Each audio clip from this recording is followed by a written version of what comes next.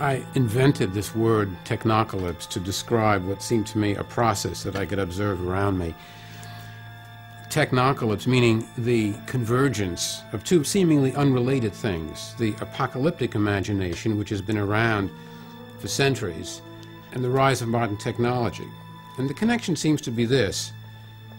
The apocalyptic imagination is based on one fundamental idea, and that is that human life on Earth, and Earth itself, all existence is going to be transformed through the influence of a divine intervention.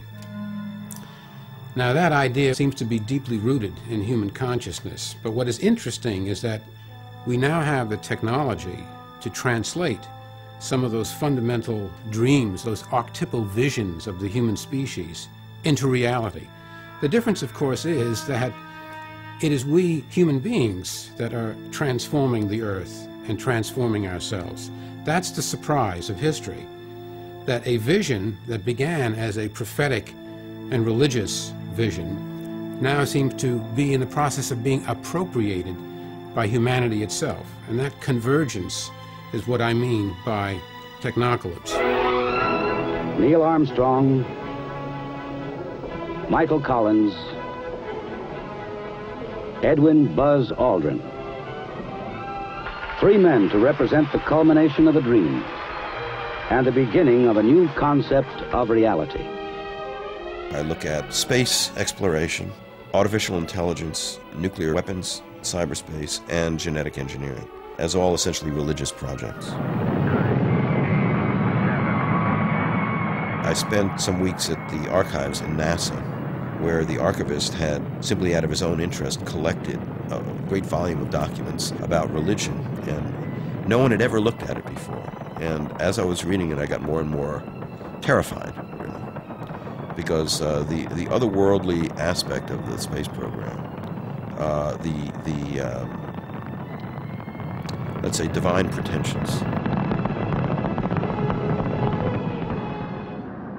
The origins of manned spaceflight, in Russia, it goes back to Tsiolkovsky, who preached that it was mankind's destiny to dominate the cosmos and become reunited with God, and that space exploration was the means to that end.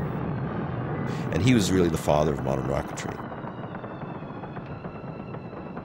In the United States, von Braun, the Nazi rocket scientist who was brought here, he became a born-again Christian, and he argued that human beings must go into space as part of their cosmic destiny to spread the gospel. So they rose through the atmosphere toward the open vacuum, a journey that was to be a door to the future and a window on the past. The first manned space flight, which later became Mercury, was originally called Project Atom. And then when NASA was set up in 1957, the name was changed. In fact, in Huntsville, it was always called Project Mercury and then parentheses, Atom.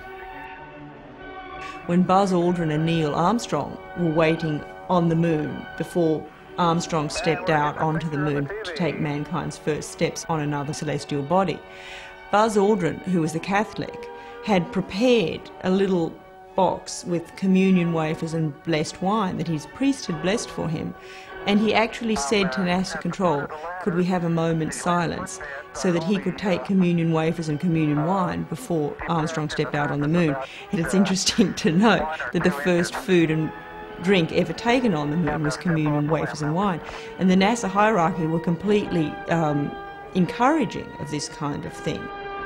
It's one small step for man, one giant leap for mankind.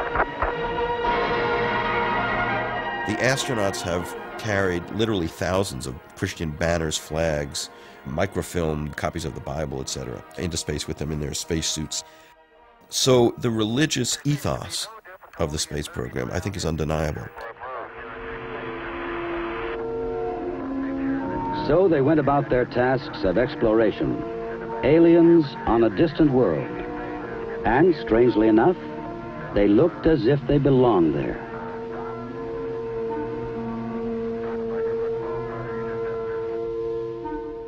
The Human Genome Project, which is the largest technological enterprise of our day, Francis Collins, who runs it, is a born-again Christian and evangelical, very outspoken, who has written that he thinks the most important event in history is the resurrection of Jesus Christ. He says that he will allow for God to intervene in the laws of nature, etc. The human genome doesn't really exist because everyone's genome is different. And when asked whose genome it would be, they said, well, it would be sort of a composite. And it would be male. And they said it would be sort of an Adam 2. Richard Seed, who announced rather defiantly that he was going to clone human beings, went on to the radio and the television, and this is what he said. And I have a tape of this. He said to the whole world, God made man in his own image. God intended for man to become one with God. We are going to become one with God. Cloning and the reprogramming of DNA is the first serious step in becoming one with God. Yes, we are going to become gods. Period.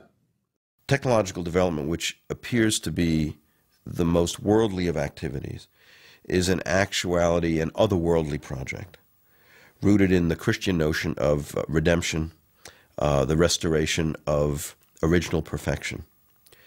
And the story, which is a peculiarly Christian one, is the story of the fall of Adam and the promise of a recovery of Adam's original divinity. Science is the ultimate authority in our culture, and scientists cultivate the image that they stand between mortals and God, and that they are the new clergy, so to speak.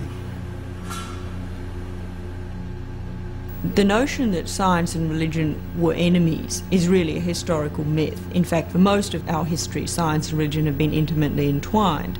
The first time you have a really major separation between science and religion is when Darwin put forward his thesis that man was descended from apes and not made in the image of God. That caused a huge tension between science and religion. And in the late 19th century, a mythology was in fact created that science and religion had always been at war, which in fact is a historical myth. So why not get it all out on the table? Okay, you want to pursue genetic engineering because human beings, as the image likeness of God, have the right to create new species, transgenic species, participate in creation, a new creation, a second Genesis. That's our birthright. That's what was promised to Adam. Okay, if that's true, if that's what we're about, let's say that's what we're doing. Okay, and stop all this talk about, oh, we're doing this for medical reasons. Okay. The Industrial Revolution took place in the Christian West, so it's not surprising that most religious theories trying to deal with these changes are rooted in the Christian tradition. But now that the whole world is confronted with modern technology, people within other traditions also seek answers to the implications of modernity and how to reconcile technology with their own beliefs. Their reflections might give us an idea about how the world would react to the prospect of a transhuman future. To thee, the data, the code, the communications, forever, amen.